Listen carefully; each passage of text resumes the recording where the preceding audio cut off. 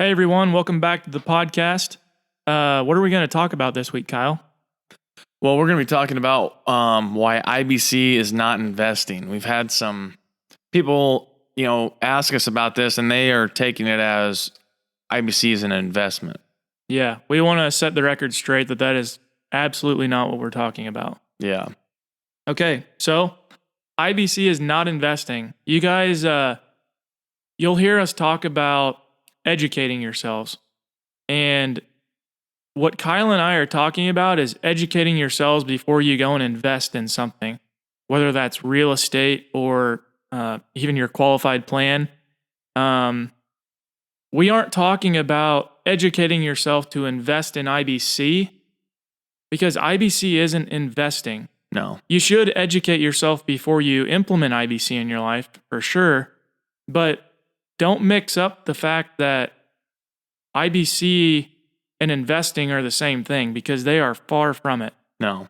IBC is saving.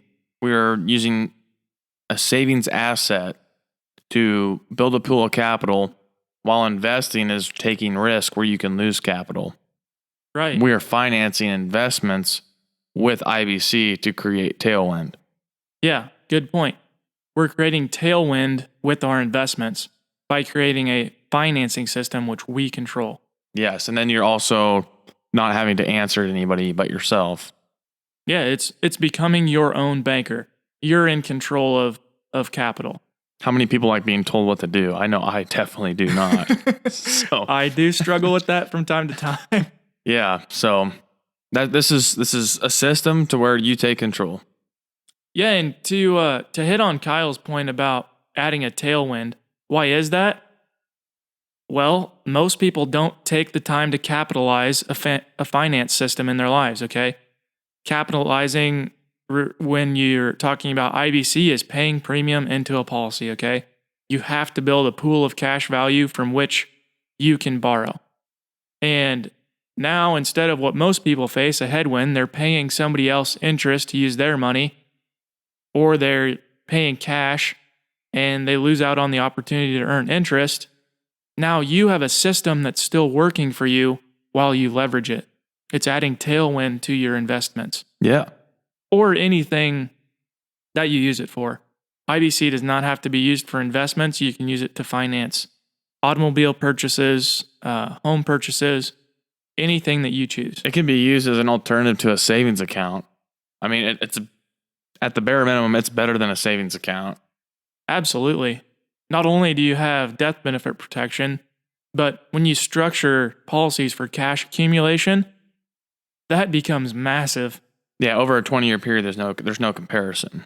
Right. I mean, you have to look long term because there is some loss of liquidity in the beginning, but wow. Yeah.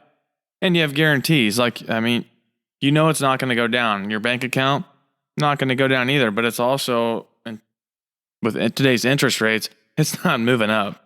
No, not at all. With this system, you're just creating a place that you're in total control of. Should we move on to why we were so interested in IBC, Kyle? Sure. I guess for me, I know I wanted to work for myself and farm with my dad. And I needed to find out how I was going to do that. And I looked at different options, and a qualified plan or the stock market, that was not going to be the road to me, doing what I want to do. The qualified plan I couldn't touch until I'm 59 and a half. The stock market I knew nothing in. And once I put money in the stock market, then it's in the stock market. And if I want to use it, I pull it out and it's not earning for me anymore if it was earning. So I looked around and came across IBC. Well, here's a place where I can start saving capital and the value never goes down. It's going to grow more than a bank. It provides death benefit protection. So when I get married, if I'm, some crazy idea that I have, if I die, I mean, she's going to have some death benefit to cover that. So it's no skin off her back. Absolutely. I mean, it provides you with tax efficiency. Yeah.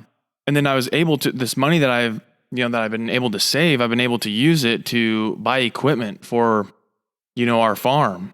Okay, talk about so you've created this IBC policy, this system for yourself to use as a financing tool.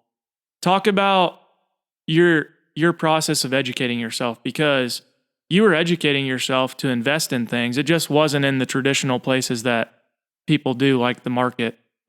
Yeah, I was just like, so for my aspect being in the agriculture side, I was looking at people with cattle, what they were doing to make money. So I studied rotational grazing, studied, selecting the right cow type for low inputs and stuff like that. And then I've also now been diving into regenerative agriculture, trying to get the co-op, the fertilizer man, out of that thing too. Like we're trying to kick the banker out of our finance system. So just trying to learn things that are going to, propel my other business. What motivated you to, like regenerative ag, what motivated you to want to look down that path? Why did you want to educate yourself about that? Well, looking around, you don't see many farmers saying how happy they are, or how much money they have, and we're constantly just killing things, and I'm just trying to see, there's got to be another way to this. And then there's some guys who haven't figured out where, hey, they're using low inputs, they're promoting life, and they seem a lot happier. And I'll add something too. I worked for a farmer for 5 years out of college, and I wish that I had pictures from when I started that job to when I left that job of fields and how much erosion had happened in those fields from traditional farming practices. I mean, aren't you trying to, by educating yourself, figure out ways that you can prevent those things from happening, which ultimately just cost you money? Yeah, exactly. So you created an IBC system to go out, start working for yourself, do your own type of business. So your business is where you've done your investing, not in the market. Yeah. Yep. And I follow some guys who do some stock market investing, and they're very interesting people. They're very successful, and it interests me. But what they're doing is they're studying it themselves. They are actively investing. They are not handing some Joe Blow, oh, here, take my money because all the hot stock picks. They're figuring it out on their own. Yeah. And so they've educated themselves in that. Okay. They've educated themselves about investing. And something too that we should make clear to everybody, because they get this confused too. They believe that saving in a 401k that's invested in the market is saving when it's actually investing. I know that sounded a little confusing as I was talking, but when you put money into a qualified plan that is invested in the market, that is investing. That involves the chance of loss. And yeah, so you're taking investors' risk while paying normal taxes, ordinary income tax. You're not getting the capital gains tax rate, which is likely lower than what your ordinary income tax rate is too. Right. If you aren't receiving a match inside of your qualified plan, I would look very closely of whether it's worth doing that qualified plan. How is it advancing what you want to do? You need to look at what you want to do and figure out how you're going to get there. And is that qualified plan, or is handing your money to a financial advisor because they're going to make you millions? Is that going to get you where you want to go? See, we're anti-finance, like we're kind of anti that world. We're not saying, hey, we know everything. We're just trying to teach you a system that we've learned for ourselves to grow our own businesses and show you how you can do it for yourself. We're not taking control of your money. This, like we've said before, this is all about you becoming your own banker. For sure. And like Kyle was saying, we don't believe in handing control of your money over to Wall Street or big banks that somehow know what is better to do with your money than you do, okay? If you invest in yourself and start spending some time educating yourself, not only about IBC, which is what we help people with, but about things that you truly are interested in, whether that's cattle, farming, anything that interests you guys, real estate. Those are things that you can really do good at in life if you just spend some time educating yourselves. I spent 6 months, and I'm still educating myself on this, but 6 months before I did my first IBC policy, 7 months actually, I think. And I can't even measure how many millions of dollars that's going to return to me over a lifetime, but this system is so powerful, and just the act of educating yourself instead of turning on Netflix at night is going to reap rewards throughout my life. Oh, that's going to piss some people off there. It's just, I mean, it comes down to having to want it, doesn't it? Well, yeah, and the peace of mind it offers you. I know that my cash values are only going to grow every day. They're not going to go down in value. I have guaranteed minimums by contract, and it's contract law. It's not tax law that I'm worrying about. I don't have to worry about like the government constantly changing laws and stipulations about how to use my own money.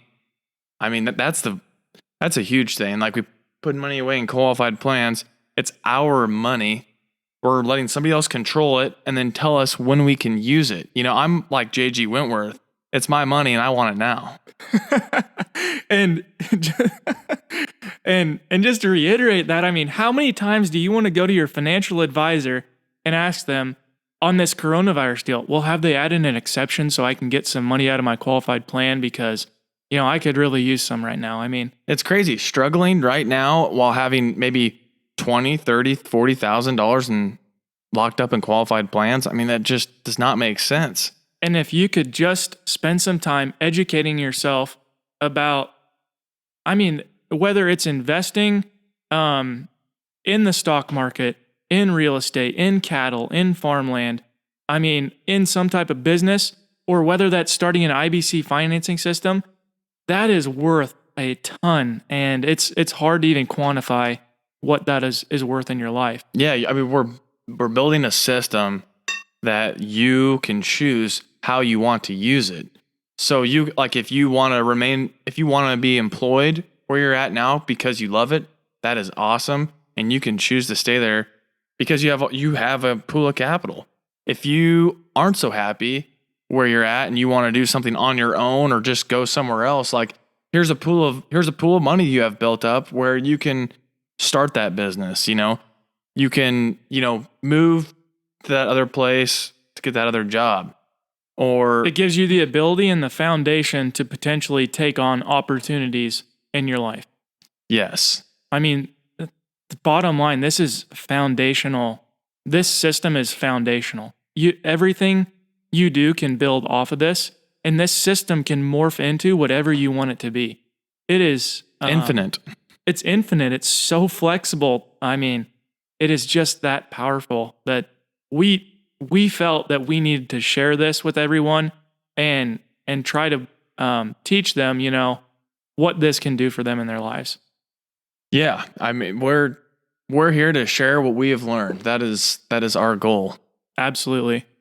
Again, the point of this was just to reiterate, or just to reinforce. Yeah, some comments. We've heard people mentioning that this might be some type of investing, and we just want to set the record straight that we might mention investing in this podcast, but we're just talking about educating yourselves to invest.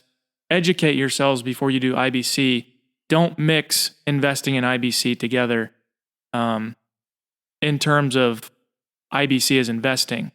They can work together to do this, to finance your investments, but IBC itself is not investing. And always invest in yourself first with education. Yeah.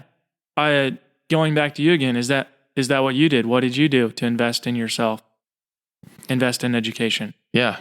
Just podcasting, books, conferences. Yeah. That was investing in yourself. Yes. So, you don't have to get a college degree to invest in yourself, guys. No.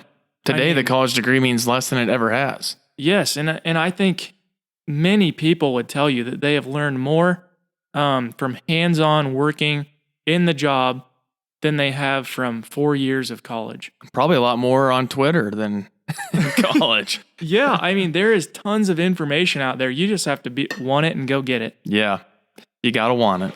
So, okay, that is everything I have. All right. Well, we will see you next week. This was the Cash Value Solutions Podcast. Remember to subscribe, rate, and review the show. Check us out at cashvaluesolutions.com. And don't forget to tune in next week.